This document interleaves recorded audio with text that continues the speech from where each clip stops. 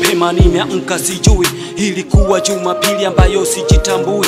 Mwili wangu umekata, mke wangu analia, wanajua tayari Innocent shatangulia.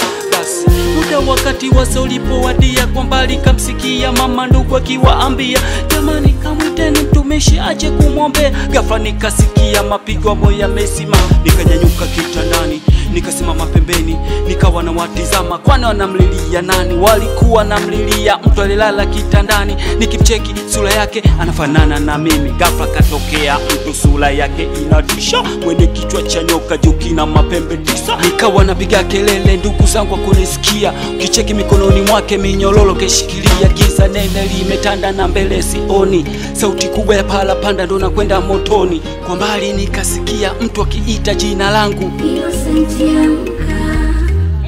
kushtuka najikuta ndugu wamenizunguka, pembeni mtumishi wa Mungu Biblia ameishika. Ndugu zangu, mke wangu, mama yangu alishtuka kuniona nimesimama tena, uponyaji nilopokea kutokana na maombi walioniombea. Nikasimama kiimani ndani ya wokovu wangu, nikapokea Bwana Yesu kuwa mwokozi wa maisha yangu.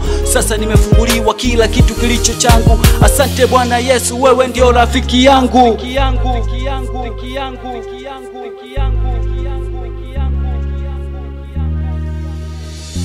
Rafiki wa kweli nimempata ni Bwana Yesu. Rafiki wa kweli jamani, nimempata ni Bwana Yesu.